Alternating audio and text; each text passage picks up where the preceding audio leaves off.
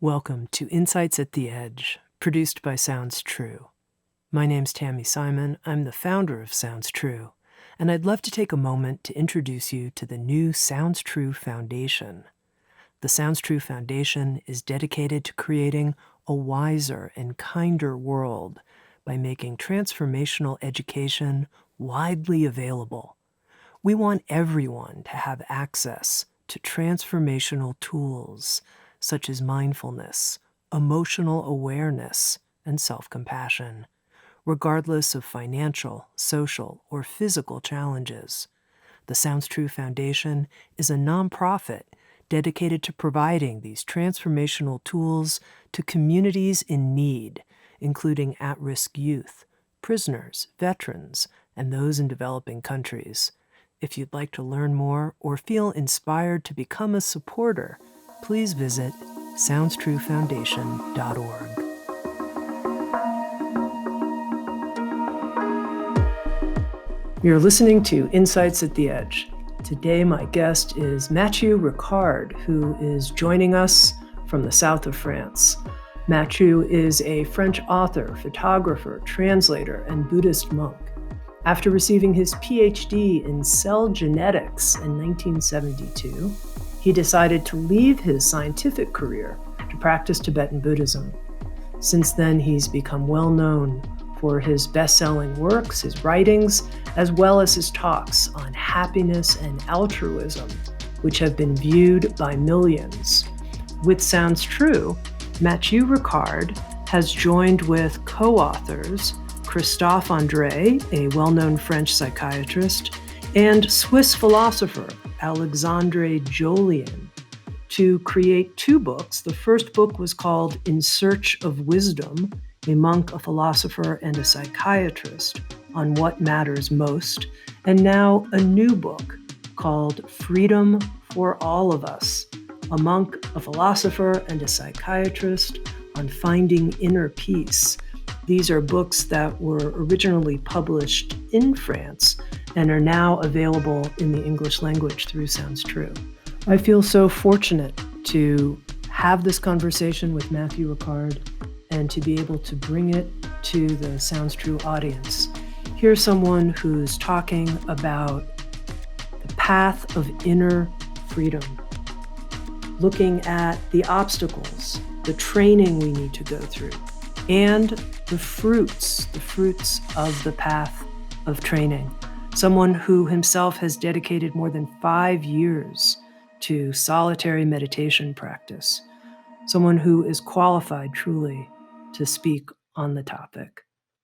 The big-hearted, supremely intelligent and clear Matthieu Ricard. Great to be with you again, Matthieu. And if you could begin, let our listeners know where you are, where you're broadcasting from.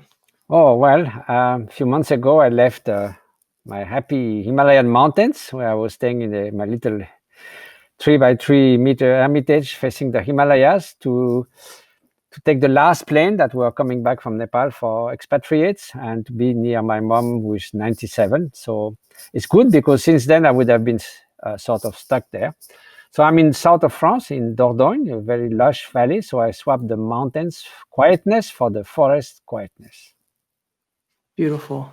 Sounds True has now released in the English language the second book with you and your dear friends, Christophe André, a well-known French psychiatrist, and Swiss philosopher Alexandre Jollien. The second book is called Freedom for All of Us. Tell us a little bit about how the three of you got together to have a dialogue that became this second book, Freedom for All of Us. So the first book was also circumstantial. I mean, we had a friend who wanted us to talk together in a beautiful chalet in Switzerland, just for pleasure. So Alexandre Jollien, who is an extraordinary mind, is a handicapped, really handicapped Swiss philosopher. He was 17 years in the institution, and then someone recognized that he was incredibly intelligent. So he did a degree in philosophy. And he has a fantastic memory because he has a hard time to read. So he really wanted that we come down. So we did that. So we were supposed to do it in the Swiss Alps, in the mountains, in the snow. And then the friend who was inviting us got sick. So we did that instead in Dordogne, where I am now. So just after the book was, in France at least, French are a bit special, was very successful. It was in 2016, it was #1 nonfiction throughout the year, 500,000 copies, blah, blah, blah. So we wanted to thank that friend who got the idea. And 1 year after, we went to a place for a week and we said, we are not going to work at all. Just, go on the snow, have a nice time, eat French, Swiss cheese and all that. So the first evening, as we went back and we were sitting by the fire, we start talking. And then I thought, this is so nice. This is quite a lot of things that we never talked about. So I put a recorder and then here we started again. But, in the first one, we just usually went to some of the subjects which have been dear to us all the time, which is about emotion, the ego, all kinds of things. The second one, it was, I think, much more constructed. It was really around the theme of inner freedom. And we really built it up together. So what is inner freedom and why do we need it compared to outer freedom? And then what prevents inner freedom? What are the different obstacles? And we had very different approaches about the main obstacles. Now, how we can overcome those obstacles, how we can have an environment that is favorable to inner freedom, both a physical environment and a human environment. So the ecology of inner freedom. And then we went on to how do you train in inner freedom? Are you cultivating? Because nobody wants to make any effort. They want everything, the secret of happiness in 5 points and 3 weeks. Of course, doesn't work. And then finally, after all the efforts, what are the harvest of inner freedom? What sort of person it does bring you? So I think it was a very nice, and I really wanted to do something on inner freedom. If they have not agreed to discuss on that, I would have done it on my own. So I was very, very happy. And then one early morning at 5, I woke up and somehow I remember a famous French movie by René Clair. It's a classic movie. And the title came up, and it doesn't translate well in English, but "À nous la liberté." Let's have freedom, something like that. So it was a nice title in French, but it's not easily translatable in English. So that was the story. So it's not a follow-up of the book or like a second book. Well, it didn't do as much as well. I mean, still for France, it was quite good, like 200,000. But because people thought, well, it's volume 2. It's not volume 2. And frankly speaking, as far as I'm concerned, I think it's a better book than the first one. Why is that important for you to say that it's not volume 2? Why is that an important point? Well, no, because people say, well, they got it. Because it's all idea that first, somehow it happens that the three of us are authors that are well known in France and sells a lot of books. 2 years ago, there was the 20 most sold authors in 5 years, and we were number 2, number 5, and number 6. So they all thought, well, that's another of those things bringing it's a gig from the publisher to bring 3 famous authors together. There's no meaning, no substance. Actually, we are real friends in real life, and it was nothing to do with that. We always, every morning, we checked our motivation. What are we doing that for? Now we know we are a little bit, loved in France as authors, but say, okay, we are only doing that if it is to bring something helpful to others. Should be our motivation. We don't care a damn whether it's a book that sells well or not. Even the first one, we didn't expect that it would be such a hit in a way. Really, really, the motivation is only worth doing if it's good for others. Otherwise, forget it. So I think with this motivation, that's why we wanted to explore new subjects that we had never talked about, like, relation to death and all these things. So it was not just like, okay, the first one worked very well, let's make a number 2, we'll get something out of it. Like Rainbow 1, Rainbow 2, Rainbow 3. Yeah, that's right. Well, what is your definition, Matthieu, of inner freedom?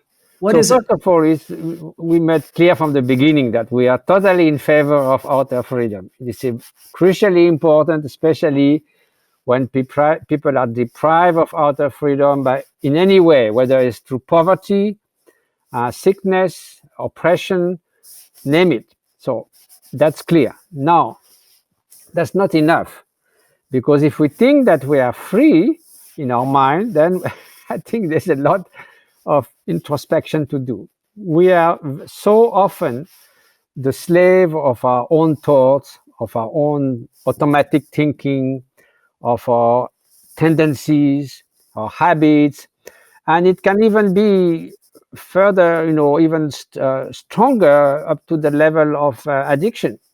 And it could be emotional addiction, substance addiction, anything. So we are far from being free. And then I remember always, I heard on the BBC radio a teenager from England saying, for me, freedom would be to do everything that comes through my mind and nobody would have to object to it.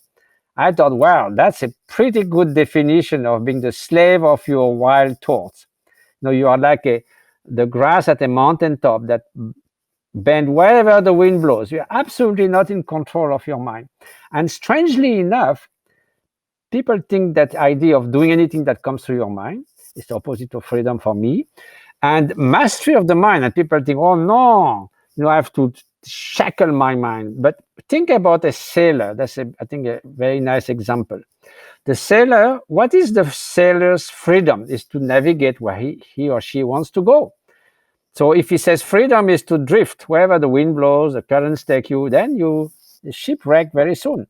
So the freedom for the sailor is to rig the sail, take the helm, and navigate to the chosen destination. So the being in charge of the boat is actual freedom. So like that, being in charge of our mind, not in a forceful way, but simply because you are not like a restless monkey.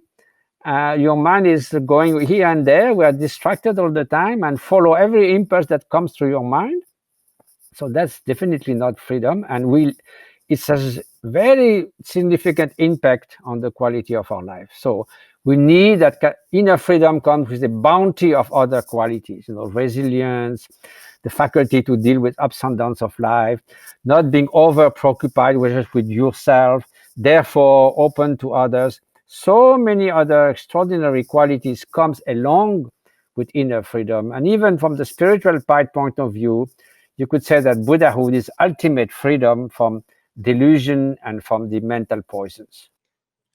Now, you said in the very beginning that, of course, you and your co-authors stand firmly for outer freedom, of course. There's no and question. I'm wondering the connection. What's the connection? Is there a connection between the work we do to achieve inner freedom and outer freedom in the world? Or are they actually sort of separate efforts? No, of course. I mean, if someone, let's suppose an enlightened head of state who is not the toy of his arrogance, his narcissism, his greed, his cruelty, like a bloody dictator, is completely in the shackle of hatred, of total disregard for others, of total lack of empathy, of complete fear from being, it's always the thing that people are going to assassinate them.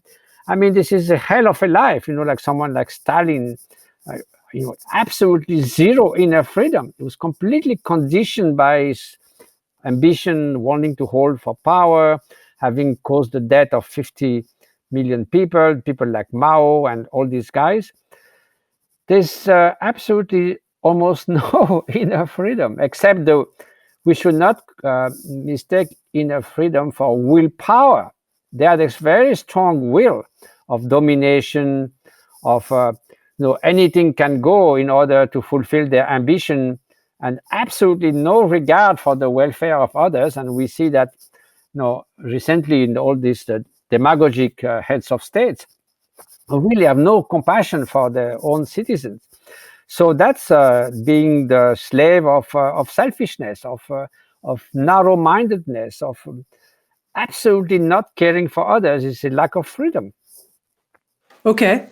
Do you believe that as people develop more of this inner freedom, that it is a natural flowering, that it will necessarily happen, that they will work for the freedom of other people in the world? It just goes that way. Or do you think that these are kind of like separate lines of development, if you will? How do you see it? I think inner freedom is in fact the measure of how much you will be able to engage in outer freedom. And I think we have a quote from Gandhi in the book that says the degree of outer freedom depends on how much inner freedom you have. I don't have it by heart, but I think it's at the very beginning of the book, that unless you are free from all this delusion that makes you think, speak, and act in wrong ways. So, somehow wisdom is not just a lofty, sort of disembodied, idealistic concept, for philosophers who are lost in the clouds. Wisdom means to be in adequation with reality, because delusion is to create a huge gap between the way you perceive things and the way they are. So it can be seeing things as permanent, since the self has been something very nudged that is really exist. Things be autonomous, where they're all interdependent, but it all can also be in a much more trivial level, all the fake news and all this stuff that we can see now. So that's the opposite of reality, and that's the opposite of wisdom. So somehow freedom from delusion is the main sort of quality of freedom. That's why in the various obstacles to freedom that we try to define, one is a Greek term which is dear to my friend Alexandre, which is akrasia. Akrasia means that you know what something is good, but you do the opposite all the time. Now he gives the example that he goes and buy 10 books on the dieting, and then he brings the book home, and then he sits on the couch eating chips and watching the TV. So there's the opposite of what you're supposed to do, and you're supposed to do. But there are a few things like that. But for me, the most quintessential lack of freedom is lack of discernment, is lack of wisdom, is to be deluded about the law of cause and effect, to be deluded about what reality is. And then you are bound to be addicted to the cause of suffering, because you turn your back to well-being and you rush like crazy to the very causes of suffering, and you keep your hand on the fire thinking, oh, maybe I will not be burned. So you are so conditioned by all this mental delusion that you are absolutely not free. So that freedom is crucial to gain happiness. And usually that lack of freedom comes with excessive self-concern, the exacerbated feeling of self-importance. This is part of delusion. So therefore you cannot be attentive to others when you are in that condition. Well, when you are free, I know there's not much expectation, hope, and fear. So you can be, since you are not so over-concerned by yourself, you can be available to others. You start to look around and see what others need and how can I address those needs? Can I do something useful? So inner freedom naturally will express as altruism and compassion, which are the key quality that we need in our world. Now, you mentioned these obstacles to inner freedom and how addiction can be one of those obstacles when we're doing things compulsively that we know are going against our best interest. And there's an interesting section in the book where you talk about some of the neuroscience. And I know you've done a lot of work collaborating with the Mind and Life Institute and neuroscientists and looking at the impact of meditation on the brain. And to be honest with you, Matthieu, I didn't quite understand this difference between. Yeah, well, I will let yeah, so if you could explain it, and also what the implications are for the everyday very, very person. Neat. And there's a wonderful researcher called Ken Berich, and I just happened to hear him on the BBC last morning, so I sent him a message and we connected again. So he did a discovery that he didn't believe first in, and then nobody believed him, but then it made a major change in the field of addiction. So before you are addicted, you enjoy something, you like something, the sense of pleasure. So it can be anything, it can be emotional, relationship. It often comes down to substances, alcohol or drugs, which apparently, I must say I'm not a very good expert. I never drank a glass of alcohol and never tried a cigarette or anything. So I don't know, but it's well known that it gives you pleasure, and that's why you want to. So that areas of that network in the brain which likes something, which feel the pleasurable experience, is a very labile or ephemeral sort of, those never last. Something that is pleasant, if you continue, becomes neutral and unpleasant. I mean, you can see that with any kind of pleasure. Eat something delicious, great. 3 pieces of chocolate cake, 10, you're sick. I mean, take a hot shower after walking in the snow, how fabulous. But 24 hours under a hot shower, I doubt you will appreciate. In Guantanamo, they used to have a loud music, even the most favorite music of the prisoners, but 24 hours is a torture. So it is the case that the sensation of liking something is unstable. No, here is the trick, and that's what Ken Berridge has shown. So when you like something, there's a release of dopamine. And before, dopamine was thought to be the neurotransmitter of pleasure and reward and happiness and feeling good and all that. But what he found is actually dopamine is connected with a different set of networks in the brain, which wants something, which desires something. So by liking something a few times, and because it's a very nice taste or very blissful experience, you build up the tendency to want that, right? And more. The thing is that wanting a sort of network is very, very stable. So once it is built, it stays.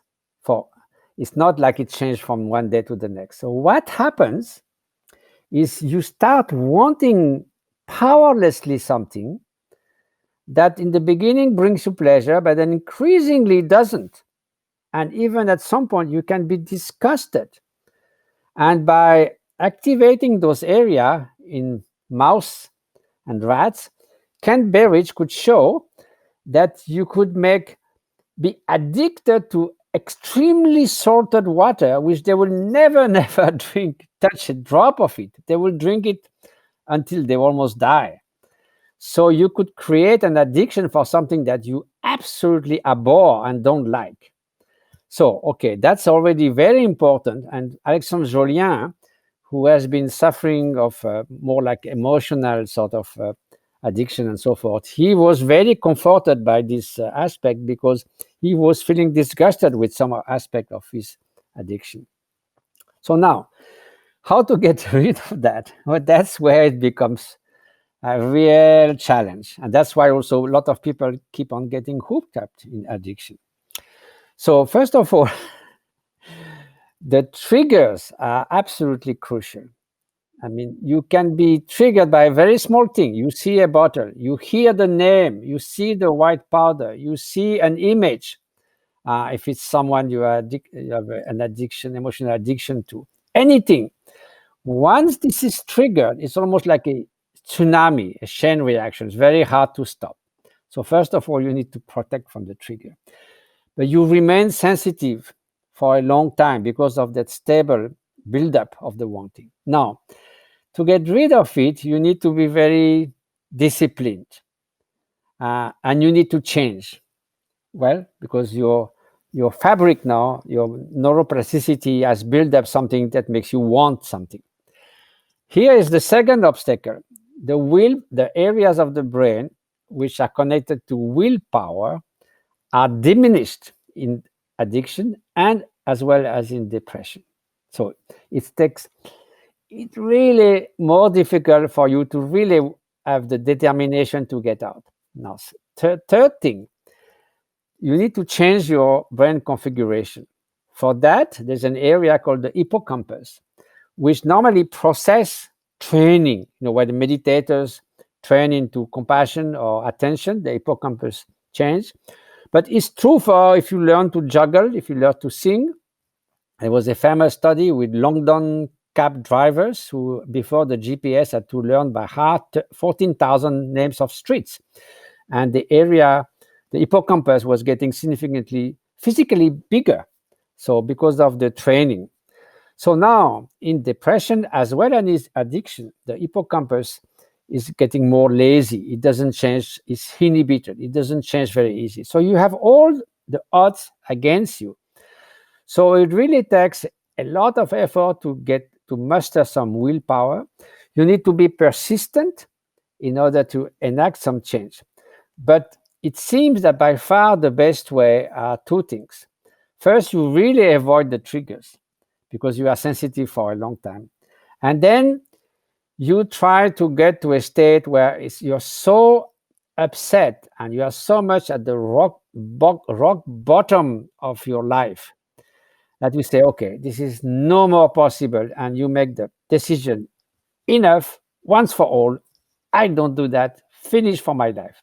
So that usually can work. So you see, it's not easy. So now, this is extreme case, but still there are so many people who suffer from that. But this is quite true, even in ordinary life, when you are not at the level of addiction. You see, you keep on wanting stuff that you don't need and you don't feel so much pleasure. Like even binge shopping is a ridiculous addiction, which hardly brings any satisfaction to people, but they just do it. Now, Matthieu, just to ask you a personal question about this, you mentioned how you haven't had any alcohol, a sip of alcohol. I mean, here you are as a monk. But I'm curious, have you noted in your own life any addictions, maybe subtle addictions, that you've had to work with and apply some of these principles and techniques to find your own inner freedom? Well, I think you can see that with any what we call the 5 mental toxins, anger, compulsive desire, pride, jealousy. So none of those bring you happiness. I mean, there's the opposite. They undermine your happiness. Nevertheless, you can fall prey to them. I mean, to different degrees. And I'm not a very angry person. I mean, I have to go far, many, many, many years before to find a time where I just blew the fuse, where I was really upset. I mean, angry. And then jealousy, not so much. So anyway, you have different, people have different shades. So at different degrees, the moment you see a little bit of pride, a little bit of any of those, it's same, because you sort of go into that direction. It's like wanting. And at the same time, in the end, it's going to bring you nothing but unhappiness. So I think since we speak about triggers and the importance of triggers, so the whole Buddhist practice is precisely to identify a conflicting emotion or what we call unhealthy mental states at the very first moment when the spark comes. It's same as avoiding the triggers for alcohol of a bottle of alcohol, because at the time of the spark, it's so much easier to deal with it when the forest is in fire, because then you need call everybody, all firemen, and usually you get burned. So I think it's the same training that we do, and of course I have to do it all the time because I'm very, very far from the fruit of the path. But at least this is what the teaching teaches you. Put the vigilance at the gate of your mind, and whenever you see, this one is coming, I know that little pride, I know that little desire, I know this one, then if you are mindful at that time, then it's much easier to apply all the various antidotes that the Buddhist techniques or whatever psychological technique gives you. So yes, of course, I mean, I have to work all the time with my mind. There are many occasions where I feel strong regret that I was not considerate enough and not sort of attentive enough to others, and even not, I don't think for as far as I can remember, I ever willingly wanted to harm someone, but by not being careful enough, I certainly had caused some disturbance in others' mind, and I feel very sorry for that because I was not attentive enough. So to cultivate, to be more aware, to be more attentive, to be more concerned by others, all this somehow it's the same process. Very good. Thank you. Now, you mentioned that the core of inner freedom is freedom from delusion. What are the main delusions that we buy into? So, well, there are quite a few. About outer phenomena, one of the main delusions is to superimpose qualities that we believe to be intrinsic on the world. So we think that something is, His Holiness the Dalai Lama often said that. Sometimes we think, oh, this is 100% desirable, or this is 100% hateful. So of course it's not true. Nobody and nothing is 100% bad or good. We just basically 80% made it up, or projected, or superimposed. And then it's easy to see that after some months or days, we'll just think the opposite, say, look at human relationship. What was 100% desirable and fantastic and everything, we could not see a single defect. My whole life cannot go without this. After a few months, how terrible and how horrible this person is. So we see that all the time. So it's the same with possession, with situation. Oh, no. If that happens, impossible. I cannot live with that. Or if I don't have this, I cannot be happy. No way. So all that is completely fabricated. No, this is a complete distortion of reality. Then there are the distortion of reality linked with permanence and impermanence. No, I think that my watch is my watch because I had it yesterday. Well, it's not part of myself. It's not part of my mind. It just happened to be on my wrist, but it's absolutely not mine in any intrinsic way. But still, I think this is the same watch as yesterday. We don't see that every single minute, instant, everything changed. Never everything's the same. So we don't see that. Therefore, we grasp to permanence and we grasp to things. That situation, that relationship, myself, that should always be young. How can I die? Impossible. So we revolt against impermanence. So whether we believe in impermanence or not, is there. No, there's nothing about, even you don't believe it takes place. And then there's another big distortion, is to think that we are separate entities. Like I can build my happiness in my little bubble because it's easier. I don't have to worry about everyone's happiness. I may not have anything against it, but it's not my job. So that doesn't work. Why? Because it's in opposition with reality. We are not like the snooker balls that sometimes each against each other, but which are independent. We are all incredibly intermingled, interdependent. Our happiness and suffering goes through and with that of others. There's no way we can be independent. So therefore, if we try to build happiness in this way, it doesn't work. It just fails. It's bound to fail. It's going to make you miserable, and you are going to make everyone's life miserable because you will only think about yourself. And because you fail, you will be even more upset. So this is a distortion of reality. So lack of discernment, distortion of reality, all that are aspects of confusion, because that leads eventually to suffering. Very good. Now, in the first part of the book, where you're exploring the obstacles to inner freedom, there's a section on discouragement and despair. And I wanted to talk to you about this, Matthieu, right now, because I think in the midst of the pandemic, especially, I think many people are feeling a sense of discouragement and despair. I want to read a quote from the book from you and then have you comment on it. We often say that optimists are naive and that pessimists are more realistic. It's been shown that this handed down idea is false. Pessimists greatly exaggerate the negative aspects of a situation. And if we suggest solutions to them, they don't try them out because they don't think they'll work. Conversely, the degree of freedom of optimists is much greater. They try out dozens of solutions, one or another, which eventually succeeds. And so it's clear that you're very much here in favor of optimism. And one of my questions for you is, instead of optimism or pessimism, what about just realism?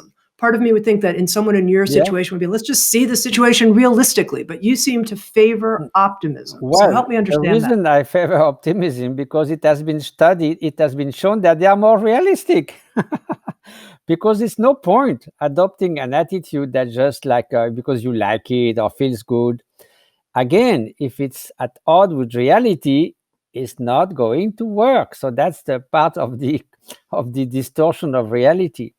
It has been shown that at large, if you tell optimistic people what they call optimistic, at least according to the different psychological scales, if you tell them, okay, here's the danger of doing this and that, you should not overeat, you should be careful about UV light, you should protect your face, all kinds of things, and then you study how much they pay attention to the recommendations, depending whether they are on the pessimistic side of the scale or optimistic one. And you see systematically that the optimistic ones are more realistic.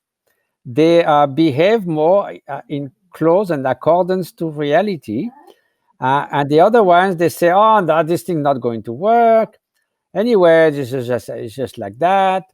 So actually, people will say, well, a pessimist guy, you cannot fool that person. So he's probably more realistic. And there is a bias like that. There have been a very interesting study where you present to a number of people in the lab reviews of fictitious reviews about a book that doesn't exist. And some of them are, show all the weakness of the book, some this and that, sort of skeptical and caustic reporting. Other one is very lovely and praising the book and all. And then you ask people, what do you think is the most realistic review? And people tend to favor the negative one, because they think this guy, he had more open eyes. Well, science shows that it's just the opposite. So in a way, being optimistic is more like not sort of narrowing down your vision, and somehow, because you don't narrow your vision, it's a part of inner freedom to embrace all the possibilities. One of the things I wonder is if there's a kind of brokenheartedness in pessimists. Like underneath this negative view, it's like they feel so much pain about whatever the situation is. And I'm curious what your thoughts are about that. How do we address that brokenheartedness that's fueling actually our pessimism about the outer situations? There are many sides to pessimism. One is also to feel that we are no good ourselves. That, anyway, I'll never make it, and people don't like me, and I've never been so happy, and happiness not for me, and people are mean anyway. And most likely they'll try to cheat me, etc., etc. So of course, if you start like that, it becomes also a self-fulfilling prophecy. So somehow you have to, it's part of precisely inner freedom to get rid of those habits, of those automatic thinking, because those are, the mind spinning, rumination, and automatic patterns. And inner freedom is about to get rid of those automatic patterns, and then have a mind that is free to somehow have a, thinking that is not too distorted by your perception, by your preconceived ideas, by all kind of superimposition and distortion of reality. So, so people who think that I am bad and the wicked world syndrome, everybody is bad in general, it's a distortion. It's not like that. I like to speak of the banality of goodness, that most of the time, most of 7 billion human beings behave decently with each other. And that's why we are so shocked when some people behave in completely aberrant way, because it's doesn't look the norm. Otherwise, if to be wicked and to be lying all the time and to be really mean will be the norm of human nature, then we would not be surprised at all. Why it should not be in the news? What should be in the news is, hey, today someone did something good, amazing. We've never seen that. Well, the fact that we report all the time on the terrible things show that we consider that as abnormal. So that's a good sign, in fact, that the norm is to be a good person. Now, Matthieu, right here in the midst of the pandemic, with the number of COVID cases surging in many countries, what is your optimistic/realistic view of the impact of the pandemic in the world? Okay, now optimism doesn't mean that you have to put a silver lining on everything. Okay, there's clearly, as usual, in those type of crises, the poorest section of the population in a country and the poorest country in the world are those who suffer vastly more. That's like that. This is the social injustice of any difficulty that comes to us. So what sort of good lesson we could get out of it? There are many. First of all, to see that we are still quite privileged. We were thinking that we became the master of the universe and we could manipulate genes, send people on the moon. And then this kind of arrogance has been jeopardized by this little organism of 1/10 of 1,000 of a millimeter that put everything down, at least human arrogance. But still, relatively, smallpox caused 300 million deaths in the 20th century. That's 3 times both world wars together. And now, thanks to vaccination and so forth, this is zero. It's gone to zero. So it's amazing. A few millions would die every year. Simply, there's nothing you could do. So you get used to it and you live with that. So now, well, it's certainly an unusual situation that many things came to an halt. But then what kind of other lesson there are quite few lessons we could draw from that. One of them is if you can still, except some country, I'm sorry for you, where there was not enough determination to implement some drastic rules to protect the population. But many other countries have done so very, very successfully. You can see New Zealand and Taiwan and to some extent European countries, quite a few managed to, even China managed to control that. So that means the government can take drastic measure and the population is sort of willing to follow it. So you think, well, if 1/2 of that determination and rigor could be used to tackle climate change, and then we will get somewhere finally. And there are many decisions we could take that will go that way. There's a very recent paper in Nature Sustainability, it's one of scientific famous journal, which shows that if we were to shift to a more a plant-based diet, we could gain back 15 years in CO2 emission. Just that, because the whole chain that leads to cattle farming, which takes 80% of the land, and the whole chain of bringing food from the developing country to rich country to produce meat and so forth is the second cause of greenhouse gas emission, 15%, just below habitation and even before transportation. So all that could be done. So you say, okay, government has taken some strong measure. Why don't they do that for this? And another idea was, another point to reflect and we can act upon is if you look at all the virus epidemics for the last 30 years, whether it's starting with AIDS, Ebola, swine flu, bird flu, the SARS, the COVID-19, all of them were through unhealthy relation to other species, either through excessive industrial animal farming and in conditions that are horrendous, or encroaching on wildlife. those two. All those big viral epidemics were linked to unhealthy dealings with the 8 million other species which are our co-citizens in this world. So there are lessons to take from that. So we should take them. I don't know. Let's see. Okay, so the book Freedom for All of Us takes this arc that you described in the beginning of our conversation. We've talked some about what the obstacles are to inner freedom, what supports inner freedom, and then you move into how we can train in inner freedom and the harvest that's possible. And I want to spend the last part of our conversation talking about the harvest. But before we do, just very briefly, about the training.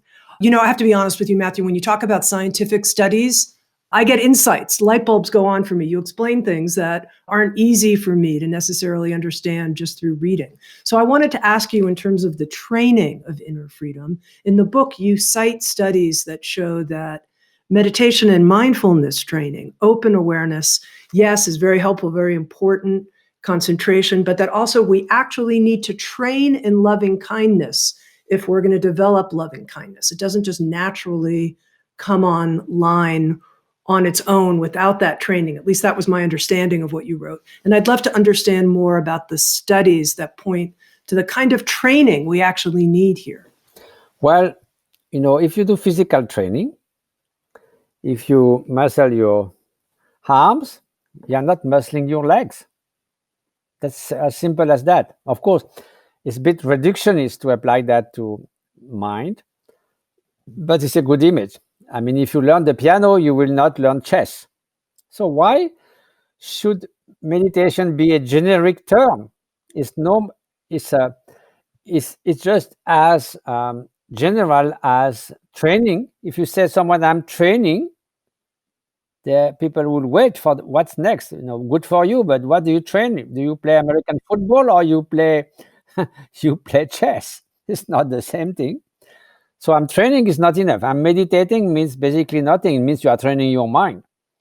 So therefore, there are the wonderful program that Jon Kabat-Zinn developed over 30 years, called the mindfulness-based stress reduction, because in those days, meditation was not easy to bring, especially in the medical world, but everyone was stressed, so reduction stress was a very good approach.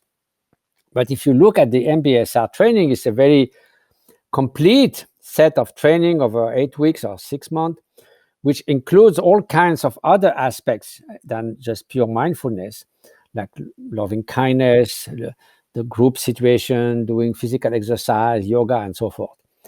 Now, my friend Tanya Singer did what probably the largest longitudinal study. That means you keep people going things for like 9 months. And she took a large sample of subject, like 180 or something. And then she made them just do 3 months of each 3 types of practice or techniques. One was mindfulness, not MBSR intervention, but just pure mindfulness, the way it is described, moment-to-moment attention in non-judgmental way to the state of your mind. So just pure mindfulness, attentive, clarity, and so forth. And then there was 3 months where they did so-called perspective taking. It's you try to put some in other shoes to see what they feel, to think about the other's situation. So you try to open your mind to others. And then the third one is metta in Pali, which is loving kindness, compassion. Oh, it's more or less the same. Loving kindness is wishing everyone find happiness and the cause of happiness, and compassion is loving kindness applied to suffering. It is wishing when people suffer, then loving kindness become compassion, which is the wish may they cease to suffer and be free from the cause of suffering. So what she found, and also she played by to minimize the other effect. Some group were starting with compassion, and then doing mindfulness second, and so forth. So there was all this permutation to make sure that there was not a effect because of the order in which you do the practice. And what she found is very, very clear. Mindfulness increases your attentiveness, your quality of paying attention, of being mindful. Okay, that's what you're training for. You got it. But if you test the prosocial behavior, it has no impact. It doesn't make you a worse person. It's very wonderful to be mindful. And I guess if you do the MBSR training, you become also more compassionate, but just pure mindfulness doesn't make you more prosocial, more altruistic.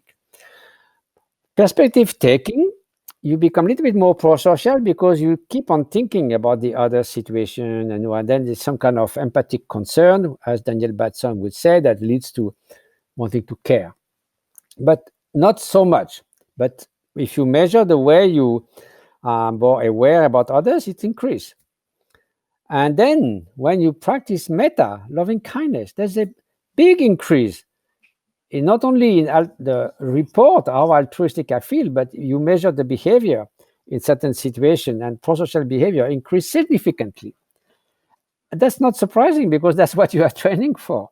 So in a way, loving kindness should not be expected to be an automatic byproduct of other types of meditation. It may happen if you are in a particular setting with a good teacher who is very kind, but per se, the techniques has no reason to yield that. So now also she found that the networks in the signature in the brain was very different. I mean, it's not the same network that were increased even structurally, that change, increase of the gray matter and more volume and more activity functionally. They were not the same if we do those 3 types of meditation. So it's actually, this is nothing surprising. It's simply that all those human qualities needs to be cultivated for themselves, and then you will get the result. What can I say? Yeah, it's very intuitively obvious when you describe it. There's also an emphasis in the training section of the book on the value of effort. Oh, yes. And you go so far as to say, discrediting effort is the attitude of a spoiled child. I thought that was a great comment, kind of like some cold water in the face, because I do think certain people on the spiritual path are like, I just relax, I open, I don't really believe in exerting too much effort. Why should I effort if my original goodness is already here? Why should I effort? Yeah, well, especially my friend, the psychiatrist, Christophe André, he noticed how much everything should be easy. This is crazy. The secret of happiness in 3 points and 3 weeks. First, there's no secret. Second, there's no 3 points. And it's not easy. But so what? It's the best thing you could do in life to become a better person and flourish and so forth. So this discrediting of effort is really dismal. It's like kids who wants everything now. And how can it work? The universe is not a mail order catalog for your fancy. And if something would be easy, that's very suspicious. That means it's not doing any change, because change comes with sustained efforts. I mean, think of a pianist or any musician, any sportsman, any skill who would want to play Mozart or Bach by just doing a few exercises once every 2 weeks. Well, you can say it's a spoiled child. He wants that to be as easy as a millionaire who can buy all kinds of gimmicks and buy anything he wants or she wants, but he cannot buy playing the piano. It doesn't work like that. Mm-hmm. So you have to work hard, and so what? Ascesis, the Greek word, which we think of asceticism. Asceticism means exercise, practice. That's the only way. Why? Everyone accept the idea, except the kids maybe at the beginning, that they should go 15 years to school, then have a professional training, and you do all kinds of training, adult training, all this stuff. So why human qualities should be an exception to the rule and be at their more optimal state that you can be according to your own potential right from the start? That's crazy idea. Of course, they have a potential, and that potential needs to be magnified slowly by cultivating those qualities. That's the only way. What kind of magic trick would apply to the mind that doesn't apply to every other skill? Now, in terms of the fruits of inner freedom, you mentioned how it's valuable to have role models. And in your own life, could you pick someone that you've experienced as an embodiment of inner freedom, a role model for you, and introduce us to this person. Give us a sense of them. Well, my friend psychiatrist, I think you are exaggerating, he says. Those persons must have some kind of weakness or something like that. But what to say, I would have never spent 50 years in the Himalayas if it wasn't that I met some great teachers, which however many years you spend in their presence, and I was fortunate with my first teacher, Kanggu Rinpoche, in Darjeeling to spend 7 years being his student. And then with Dilgo Khyentse Rinpoche, I spent 13 years continuously with him, day and night, because I was one of his 2 attendants. I used to sleep on the floor and be there anytime, whether he would teach to humble farmers or to kings, in Tibet, in the West, in India, in Bhutan, in Nepal, constantly with him. Now, after 13 years of being in public area, in the intimate situation, when you never witness and even guess of one thought, one word, one action that could be harmful to others, just absolute zero, then you say something is there, it's not quite off. You can say, well, of course they are spiritual teacher, but how many so-called spiritual teacher or role models, there's a kind of facade and then it's not always as rosy from the backside. So when you see an absolute perfect coherence, and a coherence that is not to this kind of willpower, I'm going to behave nicely and not do this. It is just the way they are. They are totally incapable of doing anything that could be slightly harmful. All they do is to be useful to others. They have nothing to gain, nothing to lose, everything to share, everything to give. So that may seem exaggerated, but I remember one of my younger teachers, Onsa Khyentse Rinpoche, said that if we do praise those great masters, even we use most hyperbolic words, and people say, oh, you are really exaggerating. And that's what my friend Christophe André is saying. But we are still much far behind actually describing the incredible qualities. So that's personally spent my life near those teachers. I never found the hidden sort of faults. Of course, there are plenty of so-called teachers that behave wrongly. We have seen that all over the place. But those authentic great masters, like the Dalai Lama, Dilgo Khyentse Rinpoche, Dönjom Rinpoche, to name a few, like Kanggu Rinpoche, my first teacher, this is, for me, there's an absolute clear cut that they are the example of what human perfection can be. So, okay. And it's, there are few things about belief. You may believe in something even you don't have any proof. Then you may get a confidence in something because it keeps on verifying it, and so that's some kind of grounded conviction. Then there is blind faith, which is to believe in something when you have the proof that it's wrong, that is false, and that's what we see all the time now these days. So in my case, of course, it's not something material that I can put in a machine and measure and something, but when you see this kind of absolute coherence, effortless coherence over time, then you say, well, that's it. Those persons truly have got rid of all those mental toxins, have developed all those qualities, and that's wonderful, and why not? So they show me what is the end of the path, so at least I get a sense of direction. So, so this, for me, that's the biggest teaching and great fortune of my life. So I'm very, very far from anything like that. But at least I have this confidence, and I know that by walking in that direction, that's the best thing I can do instead of going here and there. That's an interesting word, coherence. I'm, reflecting on that as you're speaking. What's the point of, saying something and doing something else, or even being something else? And recently I was thinking, it's so much better, say, for instance, to know that you did nothing wrong, and yet you are wrongly accused of something. Well, it's not very pleasant. But deep within, you're still coherent with yourself, yes? So it's so much better than being covered in praises and all these things, and to know that there's something deeply wrong that you did to others, or something really wacky you did. Because it's even more uncomfortable when people praise you. So coherence is really, really important and give you a lot of freedom also, because you don't care whatever people might say. When the Dalai Lama says, some people say, I'm a snake in monk's robe, nonsense. Some people say, I'm living God, nonsense. I'm just a Buddhist monk trying his best to bring something about human values. So that's it.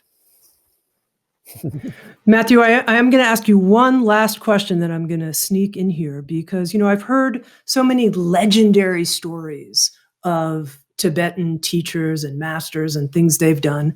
And then in your book, Freedom for All of Us, towards the end of the book, and talking about the fruits of inner freedom and exploring in this section called Dealing with Death, you tell a story of Sengdrak Rinpoche and his dying process. And when I read that, I thought, that's the kind of thing where I would have this reaction, because I'm a little skeptical. One of the qualities of pessimism, I'm a little skeptical. Thought, is that really true? Like, did that really happen? So I wonder if you could tell that story and how you think it exemplifies inner freedom. And we'll end on that note. It happened many times, in fact, anyway. What happens with Sengdrak Rinpoche, he was a very, very close student of Khyentse Rinpoche, even though he started, he was a main practitioner of the Drupa Kagyu tradition, for those who know Tibetan Buddhism. While Khyentse Rinpoche was more like a Rimé teacher, but with his root was in the Nyingma tradition. But he was very, very close. Khyentse Rinpoche thought of him probably in terms of practice as his, let's say, best students, if we could say. That doesn't make much sense, but he said that once. So he was a wonderful teacher. He had a Mahamudra teacher that would give him 4 lines every 6 months to meditate upon. Someone might know about Tibetan Buddhism, there's so-called preliminary practices, Dangonjo. He did that 15 times. People protest when they have to do it once. And he was so light and simple and joyful. This perfect person. So then he became, when he was, I think, something late 50s or maybe 60s, he got leukemia. So he was in his hermitage in the mountains. There was 200 or 300 practitioners around him under his guidance. And he said, well, if they come, they come. If they want to go, they go. So his students begged him to come down to Kathmandu to go to some hospital. But, he was not so keen. But anyway, he went. And then there was a friend of mine who is a doctor. He's also a monk. And he was with him, an American monk. And then he followed him. And at some point, he was getting weaker and weaker. So Sengdrak Rinpoche told him, when the time comes, please, give me a sign. So the doctor is called Barry Kurzin. He's a wonderful person. So at some point, all the vital signs were going blah, blah, blah, blah, blah, blah. So he said, maybe it's time. So then Sengdrak Rinpoche sort of sat down, in meditation posture. He looked in the sky and he uttered the letter Ah, which is the letter of symbolizing the emptiness from where everything comes. And then he passed away. And before that, he had asked Ramjam Rinpoche, who is the grandson of Khyentse Rinpoche, to come to visit him at the hospital. And he said he wanted his body to be transported to our monastery. So Ramjam Rinpoche took it in the car, still sitting, and kept it in a room. So now usually, it was like in May, so I think, so it already a bit hot. And I can tell you, because we often deal with dead people, it starts smelling very, very fast.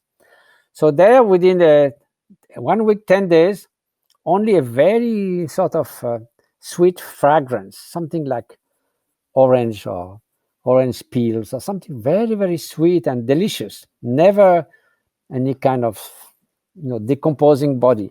His body was completely supple, no rigor mortis.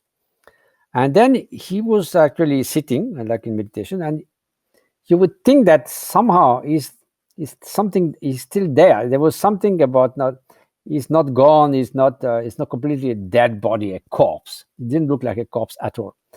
And then Ramjam Rinpoche, I didn't do that, but he would touch his chest with the palm of his hand, and for a few days he still felt some heat.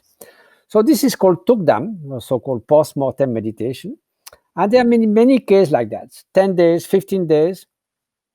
And then at some point, there are some signs. There's some fluids coming from the nose and other signs. And then within an hour, the body becomes like a corpse and the tukdam is sort of finished.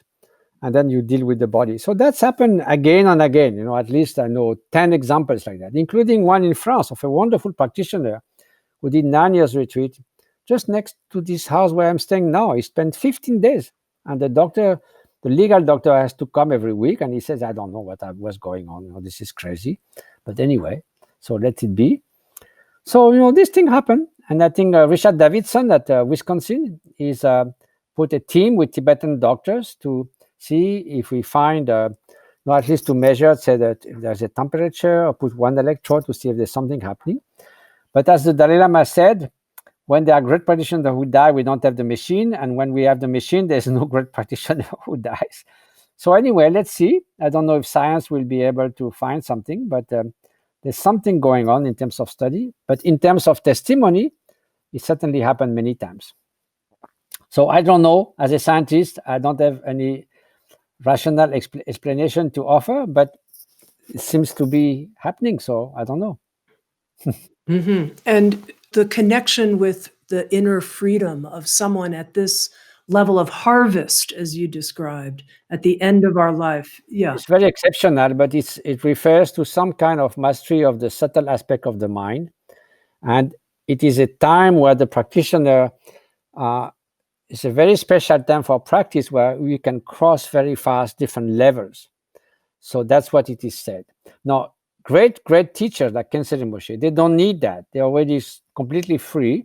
So usually they don't stay in such a state because there's nothing much more to gain for them in terms of inner freedom. But this is you can imagine that dying is a kind of testing time for a practitioner, at least we can say. Yeah.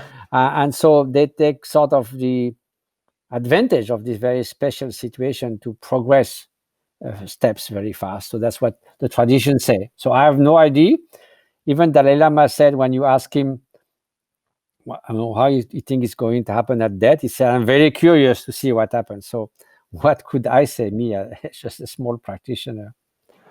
Matthieu Ricard, thank you so much. Thank you for making the time for this conversation, for bringing your generosity and great intelligence and discriminating mind and helping us feel the vision of inner freedom. Thank you so much. Thank you, Tami, and take care.